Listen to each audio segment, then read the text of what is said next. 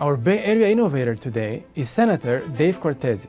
Dave is currently the Majority Whip in the California State Senate and has previously served on the Santa Clara County Board of Supervisors and Vice Mayor for the city of San Jose. I was actually touring a homeless encampment, one of the largest ones in the state, and I found out when I got there what they really wanted to know is why doesn't the state put more money into this? And I said, we have been pumping money into this. It's not a question of money. So I went to the city of San Jose and I said, how much of the state money that we've been sending is going toward that particular encampment? And they said, none. That's really a problem that's happening because you could see if 24 billion came down to cities and then 15% was taken off the top for general municipal overhead, and then the legal department took 15%. The housing department took 15%.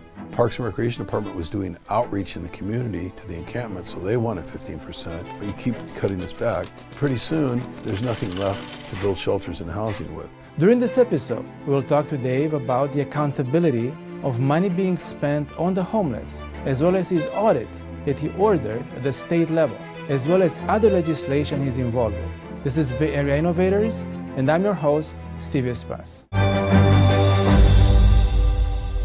Senator, welcome to our program.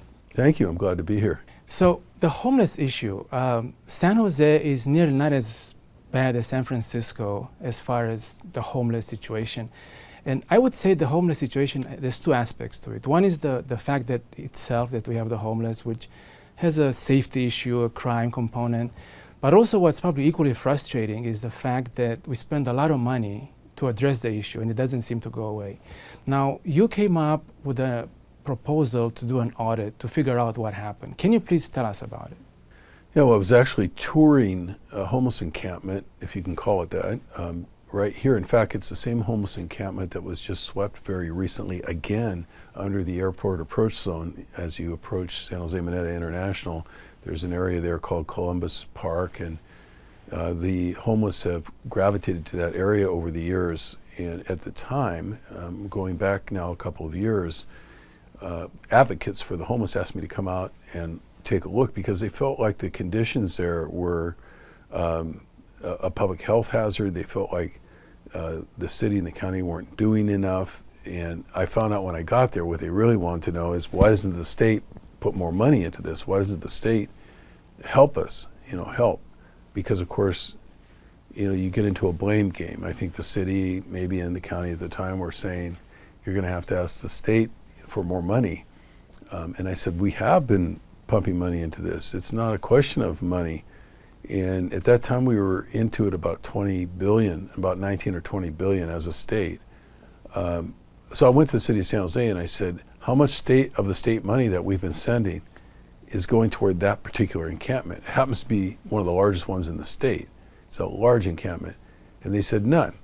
And I said, well, if you audited your own operations so you have a real clear understanding of where the money's going, to make a long story short, they said no. And I said, would you cooperate with a state audit?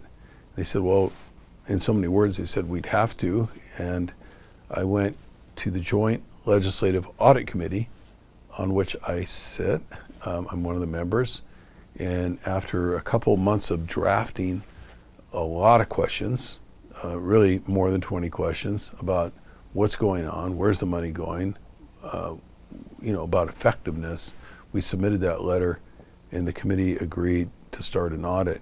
Now, I volunteered San Jose because I knew that the state auditor, even with 5,000 man hours, he could not audit every city or even every major city, every large city. So I said, look, San Jose can be one sample city, and auditor, you go ahead and pick the other one.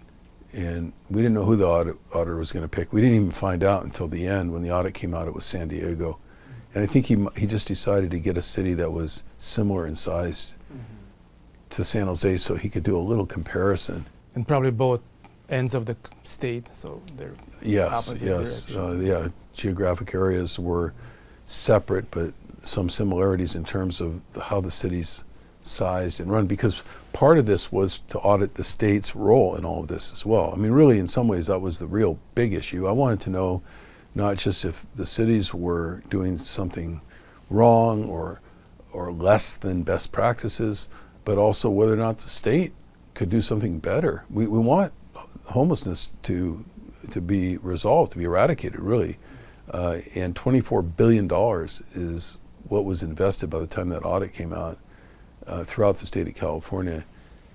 One could argue with 58 counties, $24 billion should have been enough to give the counties that have large homeless populations enough to just wipe it out, house people, even if it's in alternative shelters or bridge housing or something like that. But that hasn't happened, obviously. Everyone could see that with their own eyes. It certainly hasn't happened here in San Jose, where there's still somewhere between 4,500 and 5,000 people on the streets. There's two types of homeless that we refer to in municipal language or state language: those who are sheltered and those who are unsheltered. So Santa Clara County itself, with most of the county being the city of San Jose, has at times had as many as 10,000 homeless, but with the vast majority of those, 80%, unsheltered, which means they're just out on the street. That's why you see them. This doesn't exist in other parts of the country. It does not exist in the East. If you go to Minneapolis in the Midwest, you will not see people living in creeks and sidewalks and underpasses. For one thing, if they tried it, they'd literally freeze to death in the wintertime. And the municipality knows that. They know they at least have to get them under a roof inside of a shelter. The Obama administration had made a decision based on Midwest and East Coast models that they felt that all of the federal money should start going to permanent housing. That would be studio apartments, like literally longer-term lease arrangements for the homeless. And the reason they felt that way is because in the East, like New York City or in the Midwest, their problem was not shelter. Their problem is they can't get the people out of the shelters and into longer-term forms of housing. And President Obama didn't like that. He called it warehousing people in short-term shelters. He didn't like that, making people live 3 people at a time for a long time, maybe a couple of years at a time. And that was not good in his mind. But what he didn't realize, I don't think, is that out here in the Western United States, we don't have shelter. We weren't warehousing anybody. We didn't have permanent housing, and we don't have shelter either. Both of these things are a problem. So going back to the audit, the city of San Jose, I think currently the budget for homeless issues is about $120 million per year. San Francisco is actually, it dropped now, but in 2022 I think was 1.1 billion. But even with 100 million, what are the results of the audit so far of how that money was spent in San Jose? Yeah. Not a lot of good information or new information came out of the audit. There were areas of concern in San Jose. The auditor had a hard time figuring out how much overhead was being charged. For example, the city said, look, when we get this homeless money from the state, we route it through different departments. Even the Parks and Recreation Department gets some of the money. Well, every time you route money through a different department, typically, there's another overhead charge because that department tries to pay for itself like a little profit center. And that's really a problem if that's happening, because you could see if 24 billion came down to cities and then 15% was taken off the top for general municipal overhead, and then the legal department took 15%, you keep cutting this back, and then the housing department took 15%, and then this Parks and Recreation Department was doing outreach in the community to the encampment, so they wanted 15%. Pretty soon, there's nothing left to build shelters and housing with.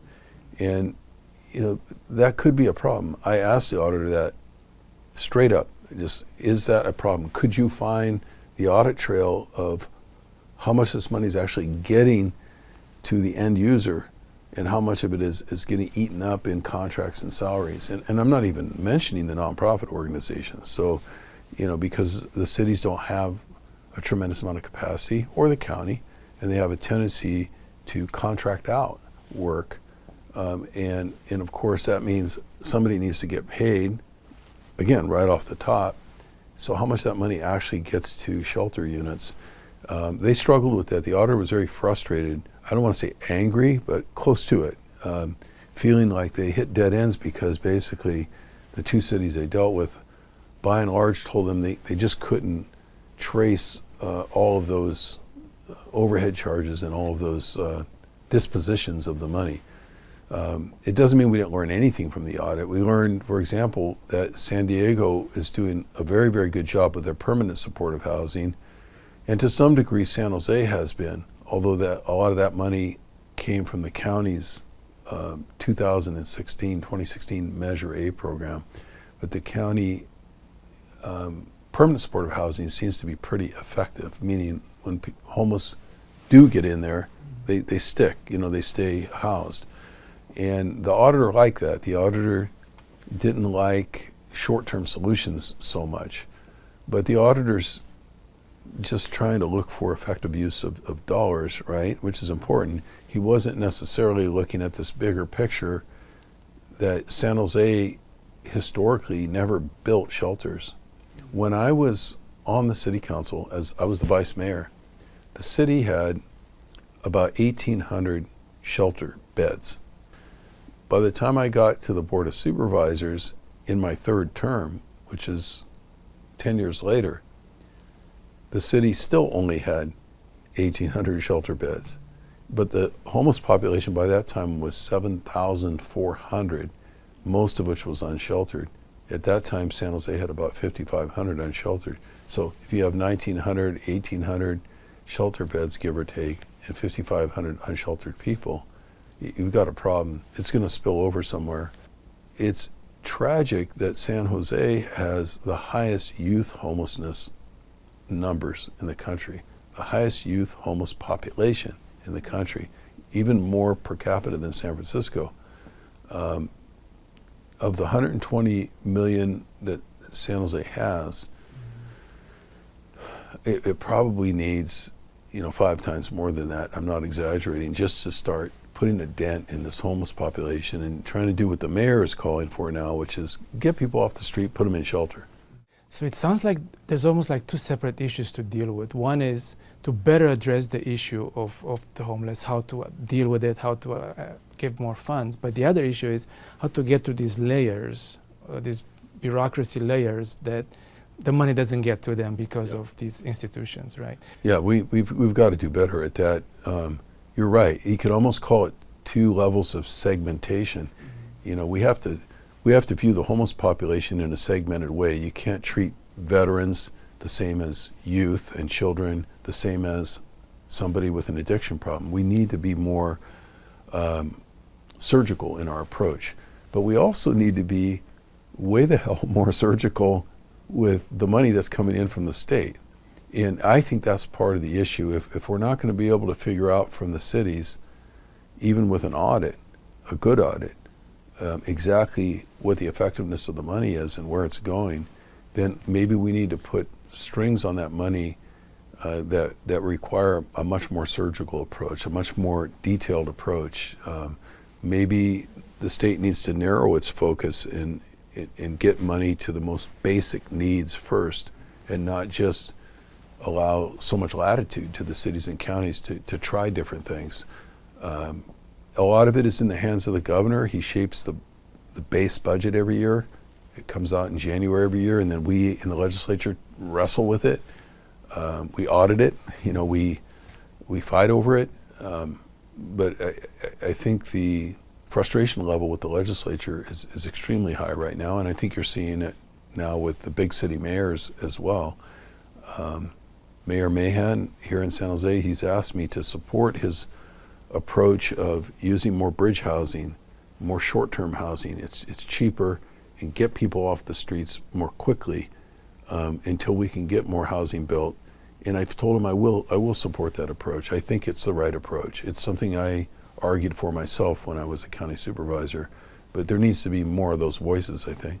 Was this, as far as you know, one of the first audits or the first audit of the, it is? Wow. Yeah, there was an audit about 3 years before this one, but keep in mind, there was much less money out the door at that point, number one. And number two, it wasn't really focused on what was happening with the end user cities, with San Diego, San Jose, or any other. It was more of a state level. It was a state level audit. Okay. What would you think could be a next step? I mean, you already done the audit, the results are halfway or inconclusive or some, but what would be the next step from your perspective that could be done to address this further? Well, despite the 5,000 hours that were put into the audit and the fact that we can have the auditor do a much better job than me, explain all the details of it. He briefed me, but he hasn't briefed the legislature yet. And I was speaking with 3 of my colleagues literally on the last day of the legislative session at the end of August, and they were frustrated, Republicans and Democrats. They were frustrated by that. They said, why haven't we had a full hearing on this audit? And here's the value of that. It wouldn't just rehash everything we just talked about. It wouldn't just cause people to throw up their hands and say, my God, we had a lack of data in certain areas. What it would likely do is it would create a flurry of legislation, new legislation that starts to put new guardrails in place, that starts to put a new blueprint in place for how to go forward, that limits as best we can, how the governor funds these programs, which obviously needs to be a lot more focused. We just haven't had a chance. That's why you didn't see a lot of homeless bills this past year after the audit came out. I think people are still waiting for their opportunity to use that audit literally as a roadmap for where to go next. But there needs to be a big debriefing. We can do that with something called informational hearings. And that's what we were talking about last week, that maybe as the chair of the Transportation Committee in the Senate, given how much homelessness is infiltrating our streets, our roads, our interchanges, it's what a burden on Caltrans. I can probably use my committee and one other committee, maybe one in the State Assembly, jointly to come together and hold some hearings, some public hearings, and require the auditor to come in and go over his findings. And what we usually do if we do those kind of hearings is invite at least a dozen legislators to come in who have a high interest, and then you'll see the bills get written. Then you'll see some legislation. You'll see a much more refined debate, because right now, everyone's still flailing a little bit, and there's just not enough information to write a good bill sometimes. Thank you for championing this effort. It seems that it's one of the first, and it's very important. I'm just wondering, did you get any feedback from the population, from the community, on doing the audit? Especially in this area, I think people are very sophisticated about good business practices. We come from an area that, even when I was a youth, and this was the Valley of Heart's Delight, it was still farming business. People were still business minded, and people understand the need to come in, especially when you're investing large amounts of taxpayer dollars in an audit, and make sure you're on track. Obviously, that's in question now. So the kind of feedback we've been getting is good, but I don't want to just be some kind of a hero for ordering the audit. The real end game here is what happens afterwards. What happens afterwards. Yeah. Well, I'm going to change gears a little bit and talk about some other legislation and things you were involved with. Human trafficking and sex trafficking, it's a growing issue. It's getting worse. I know you've been involved, and this is years ago when it wasn't even as bad, with the task force. Please tell us about that. What you noticed back then, and how do you think this can be improved? There's a lot of worries about that. Yeah, back when I was on the Board of Supervisors, we started to notice that there was an increase in human trafficking. I was able to get that information from the Sheriff's Department, because as a county supervisor, the Sheriff's Department gets its budget from the Board of Supervisors. So we're able to have some pretty good conversations about how are you going to use this money, and what are the pressing issues today. And besides homelessness, because that's, believe it or not, one of the most difficult issues for all law enforcement, sheriffs and police departments. They're not equipped to deal with it, but yet they have to deal with it all the time. But just human trafficking has been a very understated issue. And the Bay Area has at times, San Francisco Bay Area has at times been one of the leading metropolitan areas in the amount of per capita human trafficking that goes on here. People don't know that. I think if you went out and you and I, we took a survey and we knocked on doors and started asking people in the suburbs, do you think there's a lot of human trafficking in San Jose or Santa Clara County? They'd say, oh no, they don't see it, but it exists and it's significant. Back in the time when I was on the Board of Supervisors, started to recognize that, and lo and behold, Super Bowl 50 was coming along. And we were alerted by the people who were putting on the Super Bowl, including the NFL, that it attracts the spectacle of the event, and the Super Bowl week attracts a lot of trafficking, sex trafficking, for example, and you get a tremendous spike, and it's dangerous in a number of ways. The approach we tried to take, and I don't know if all of your audience will agree with this, but we recognize that in some of those cases that prostitution was occurring or sex crimes, but it was victims being trafficked, into those situations. And prior to that time, we had always approached sex trafficking by arresting and being very punitive to the sex worker. Mm-hmm. What we found out is, and started to think about is, we need to be much tougher on the organized crime that's behind it, because a lot of times, as hard as it is to think about, some of those sex workers, they're victims themselves. They've been drugged, they've been abused, they've been coerced, is the word, coerced. In fact, not to get off track, but we even started to learn that because of the laws around conspiracy and the laws around special circumstances, homicide laws, that some of these trafficked individuals would get accused of being part of a crime ring that ends up killing somebody, and they go to prison on life without possibility of parole. 19-year-olds, 20-year-olds, young women, and clearly they've done something wrong, but they're very passive participants, if not victims, or coerced into these situations. Maybe they're the driver of the car. Maybe they're told to watch a getaway car while somebody else goes in and does a crime. So it's not just sex crimes or sex workers, it's everything else that is kind of a cottage industry around that gets heavily into organized crime, and it's ugly and it's very violent at times. We created, as a Board of Supervisors, a special SWAT team right around Super Bowl 50. We created a team of special deputies who would focus primarily on this issue, on trafficking, and they started doing a great job. They'd go in and break up rings, and they were all very organized. And then we set up a commission at the county, to kind of oversee that work, so that it wouldn't be just a secret with law enforcement, or maybe something it doesn't get in the news, so it's not very transparent. We wanted it to be very transparent. We want to know exactly what's going on. So I've been in the state Senate for 4 years. I haven't measured exactly how well Santa Clara County's done in the last 4 years, but now we have the World Cup coming, right? And we have international football or soccer coming. We have another Super Bowl coming very soon, and the Olympics are coming to California. And even though it's Los Angeles, some of that. Oh yeah, it's going to be games here, activities here. There's going to be activities here too.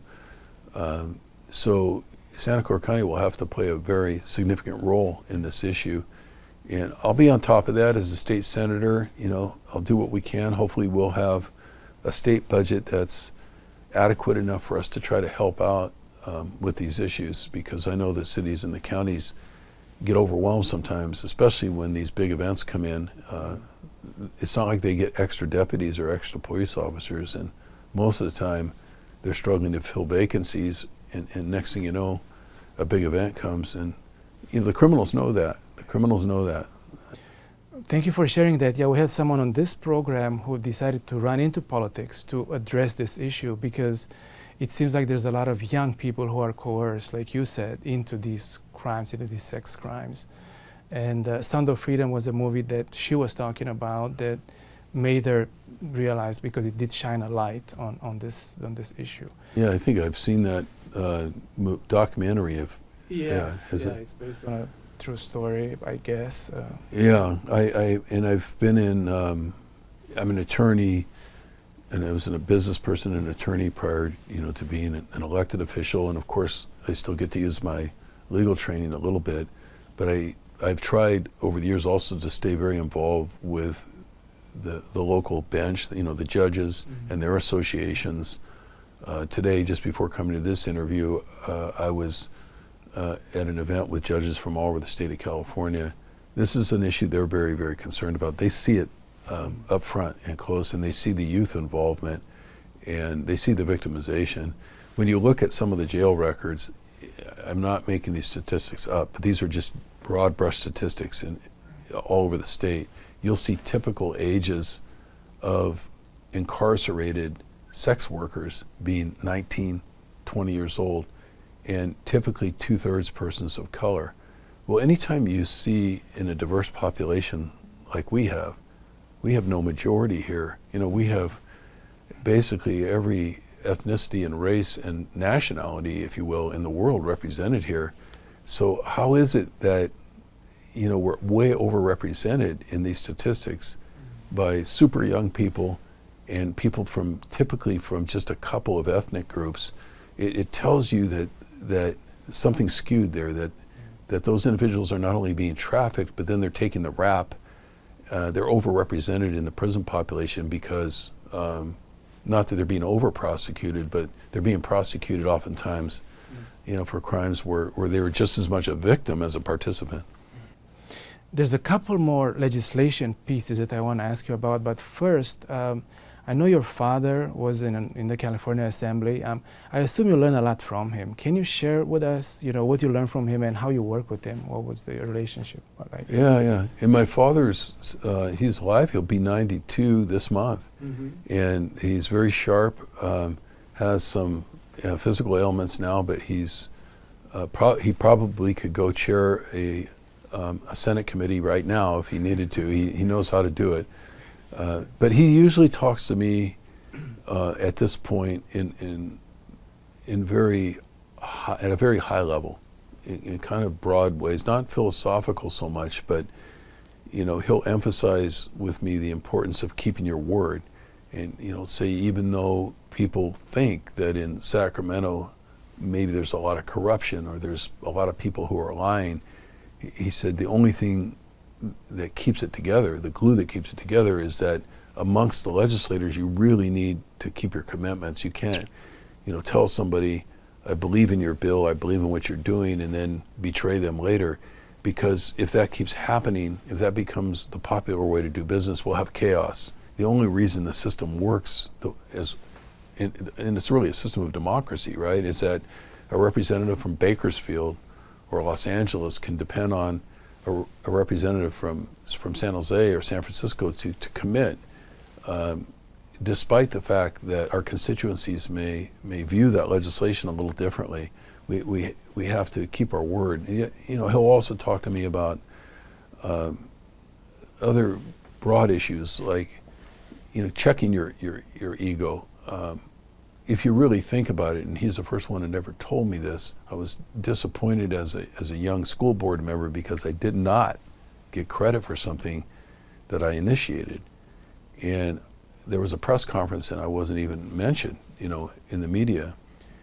And my father looked at me and he was literally in my office. I had a business office at the time, and he was across my desk, and he laughed when I told him. And I said, because I asked him, I said, teach me how to make sure that doesn't happen anymore. I want to get credit for what I do. And he laughed and he said, is that what you're in it for? Credit? And I didn't know what to say. And then he said, if that's what you're in it for, get out, because it'll destroy you. It's not the reason to be doing what you're doing. If you want credit or if you want to make money, stay here in your business office. Do something else with your life. The only reason to be in public service is to help people. That's what he said. And he said, you can't make money at it. People sometimes try. They get destroyed that way. They go to jail. And he said, don't do it for the credit or the fame, because one day it's there, one day it's not. He said, it'll drive you crazy. He said, at any given time, you're lucky if a little bit over 50% of the people think you're doing the right thing. That means the other half don't. So you can't do it for that. It'll drive you crazy. And I remember that every single day, but it's easier said than done. We're doing political combat, you know, our egos are in play. I want to win. I'm a competitive person. If I didn't want to win so much, I probably wouldn't have half of the legislation that I have signed by the governor, because I work hard at it. I don't like to lose. But you have to remind yourself that's really not what it's about, winners and losers. It's about, are you getting the outcome? Are you actually getting the homeless off the streets? You know, I got an audit. That's a good thing. People are happy with me about that. But that can't be the end game, just doing the audit. The end game has to be that we solve homelessness. And I think this is a matter of, you know, continuous self-reflection and centering that elected officials need to do. And like any other thing, I'm not perfect at it, but I think we have a wide range of people who are, you know, more imperfect at that, and some who are very good at it. You know, some of them honestly work so hard, some of my colleagues, and I could see that they're in it for the right reason. You know, others not so much, but the voters get to decide on that. Well, it sounds like you have an amazing dad. I think, you know, what better advice can you get from someone than your dad in your daily thing? And I know Italians have very strong family ties, and I'm sure that has to do with it. I know there's a couple other bills, other legislation that we talked about. One is the data centers. Do you want to talk about that? That's something that you were involved with. Yeah, we just worked very, very hard just this year on a data center bill. The idea was to try to create a little bit more data capacity, data center capacity here, right here in Santa Clara. This is the home of data center expansion. Yeah. Santa Clara City, you know, has its own power company, and because they do, they're able to supply power for data centers a little more cheaply, a little less expensively than PG&E, for example. So data center entrepreneurs, if you will, developers, came here to the city of Santa Clara and Santa Clara County, and of course they wanted to be close to the tech industry. But there's only 1.6% vacancy in those data centers now. So if you and I decide we have a good idea for an AI startup, and we have some venture capitalists that want to back us up, one of the first things we're going to need is some space in a data center, because we might operate out of a building like this, you know, where your studio is, right? We don't need too much space, but we need to have data center space to support the AI. That's just the world we're living in. It's now, and when you only have less than 2% vacancy available, that means the expanding economy is competing for that space. That VC capital is competing for that space. My bill would have streamlined the process for expanding existing data centers and building new ones, up to 150 megawatt of capacity, 150 megawatt usage in terms of electrical power. As would happen only in Sacramento, the bill made it through both houses, the Senate and the Assembly, all committees. It got all the way to the Appropriations Committee. It got out of the Appropriations Committee, which is basically the last stop for the bill until it goes to the Assembly floor.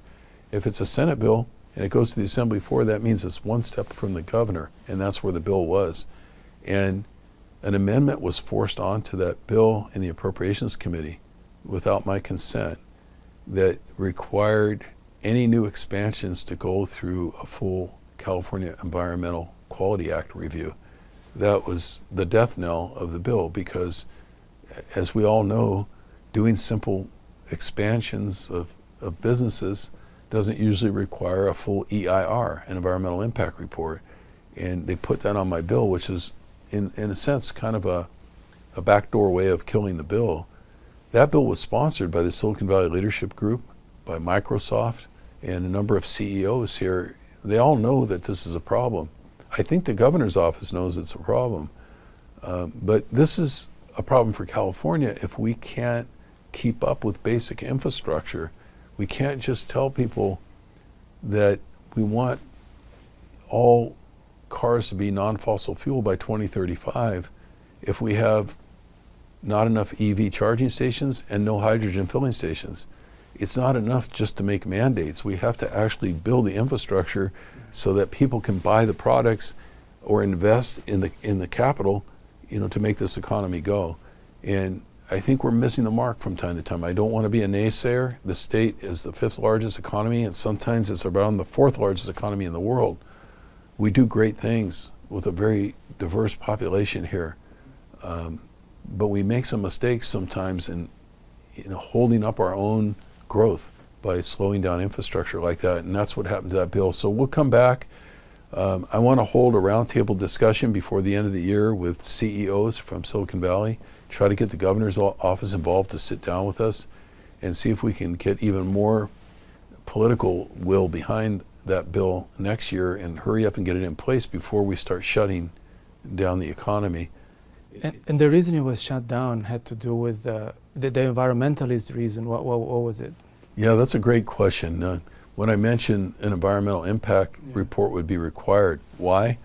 Because the backup generators for those data centers require diesel.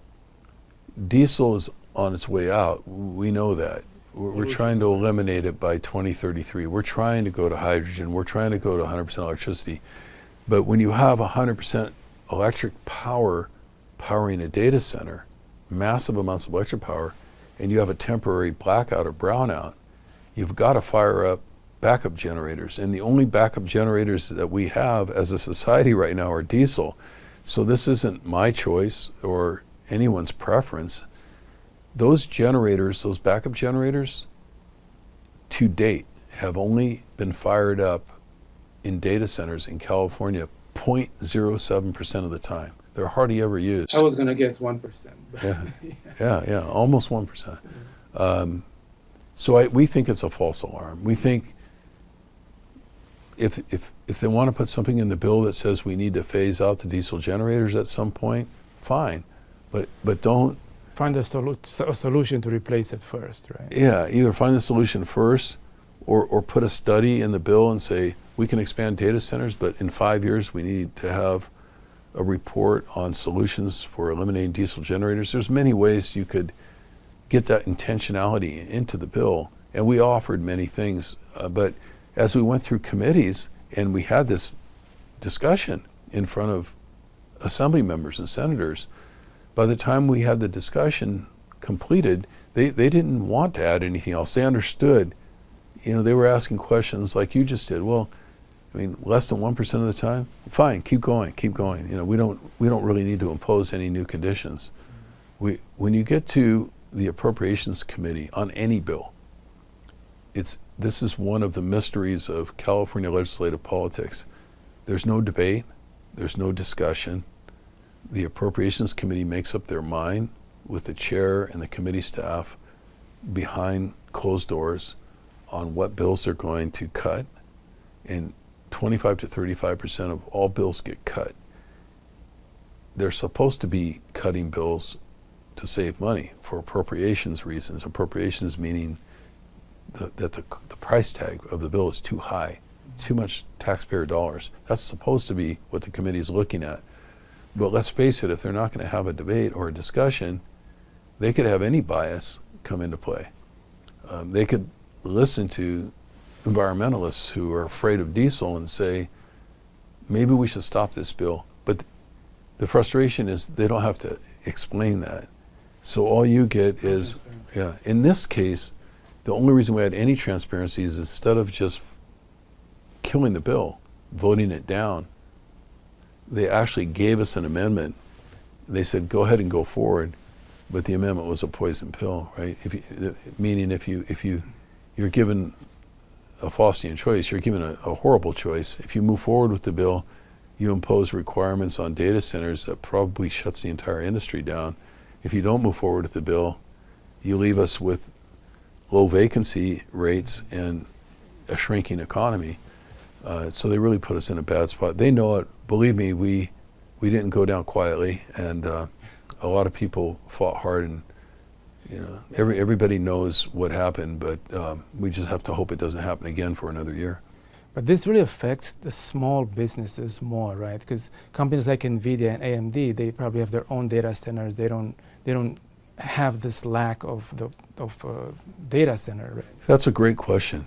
A lot of the big companies, not necessarily in NVIDIA, but the Microsoft, for example, they have data centers that they built that came into what they call the small power plant exemption. So they purposely built a data center up to 100 megawatts.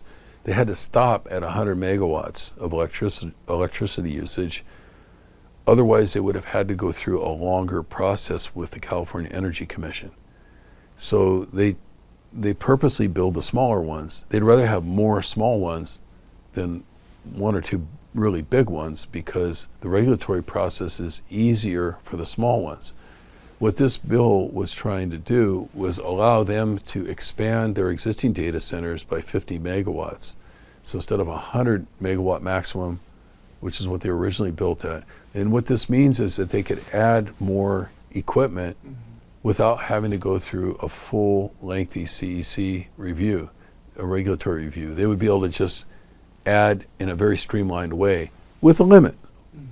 They can only go up to 50 more megawatts, but this would increase capacity very quickly, because it's not only 50 megawatts more for new data centers, but existing as well. And of course, with the existing, that construction's already done. Those foundations are already there. The base buildings are already there. They just need to, in effect, add more hardware. And, it was a good way to try to approach the problem. We'll see. This is going to be a big issue going forward for the state as we wrestle with AI and the grid, because AI is dependent on huge amounts of electricity to push the data. But the state is struggling right now with a lack of capacity in the grid. And evidence of that is 2 years ago, as a legislature, we extended the sunset date, the close date for the Diablo Canyon nuclear power plant. And that's an old nuclear power plant. And it was designed and, it was supposed to be closed now. It was really supposed to be going dark at this time. And we had to extend that a number of years, because if we would have shut it down, the whole state would have been subject to rolling brownouts beyond anything we've ever seen. Wind power and solar power provide some clean energy, but nowhere near enough to replace Diablo Canyon, to replace a nuclear power plant. There's no way we could build offshore wind fast enough to even get anywhere near what we produce with a nuclear power plant.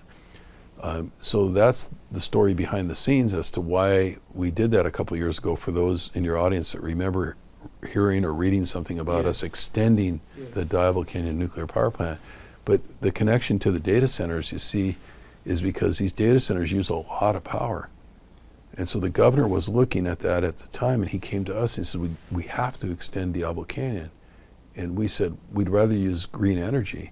And he said, if you do that, we're going to shut down data centers, we're going to shut down AI, and that's the next big revolution here in terms of innovation in our economy. So all of this stuff kind of ties together, which is why I say, we can't afford to make too many mistakes. We got to get this right. Speaking of the nuclear plant, why is that being shut down? Isn't that considered clean energy? Or it's is it clean. Too old? Or? It's clean, but it was an old plant. The state of the art now for nuclear power plants is a much higher standard. for safety, for seismic. You don't want to have a mistake there either. But there hasn't been the political will in recent years to build another nuclear power plant. In fact, people just want to shut that one down. So we're going to have to figure this out, because based on the charts and graphs that I saw, I'm not sure that we can keep up with the power needs of the state, especially if we're going to electric automobiles across the board. You know, if that's really where we're headed, and supposedly we are by 2035, we want all new cars to be fossil free, right? And EVs, the only thing that's being produced right now, that requires an awful lot of power. You just have to, we just have to think of, in our mind's eye, the folks who are watching this show, think of every single apartment carport in the state of California, not just the homeowners, but everybody having to have a charging station and running it to charge lithium batteries. It's a whole different ball game. We haven't even begun to build the electrical infrastructure for that. Dave, I know you have to catch a flight. I want to ask you one more question to talk about your interest in cars. We just talked about cars. I know you have EV cars, but you also have interest in classic cars. Tell us about that. I was very much into cars when I was a young man. I grew up in kind of a rural environment here before Silicon Valley really took off. But I lived here all my life, going all the way back to the late 50s and 60s. And, it was a hobby for us, many of us, when we were 16, 17, 18 years old, to tinker with cars. And I did that and had a lot of fun with it. And of course, life happens and families come along and other priorities come along, even politics in my case. But I wanted to go back and start, resurrecting that hobby again. And a good friend of mine who I think has appeared on your show, Mike Hennessy, is a master at car restoration, auto restoration, especially vintage cars. So I went to him one day and I had a 1957 Chevrolet step-side pickup that was my cousin's. And we had one just like that on the ranch when I was growing up. I had tinkered with that even as an elected official. Prior to that, I had restored, when I was a city council member, a 1980 Jeep CJ7, which is now 44 years old, right? And I still have that. And I had this truck, and I thought I'd do the same thing with the truck, but I just didn't have the time to really do the job right. I went to Mike and I said, Mike, help me finish this. It was about halfway done. And he did a tremendous job. And now that's my parade truck. So when my wife and I, or any group of us from the office go out for the 4th of July parade or the Veterans Parade or any parade, we're getting kind of known by having this beautiful red truck, painted it the same color that they paint the new red Chevy trucks. You see them around. I'm not advertising their trucks, but I like the color. And it looks good with certain trim, and we use that color, so it gets a lot of compliments. And then my last and latest idea, I don't know if it'll be the last one ever, but I decided I wanted to rebuild the car that I actually drove in high school and that I used to go out to the drag strip with up in Fremont. We used to go out there on Wednesday nights, and they allowed amateur drag racing, which was good. It kept us off the streets, and that car was a 1972 Chevelle. We'll have that back on the road in exactly the same condition and specifications as the one I had in the 70s. Any day now, it'll be done. So maybe I can come back on the show sometime and we can bring some footage of the Chevelle. Absolutely. Senator, thank you so much for your time. I appreciate it. Thank you. I've enjoyed the conversation and appreciate what you're doing to try to get the word out about what's going on, especially in government. Thank you for doing that. And thank you for your work.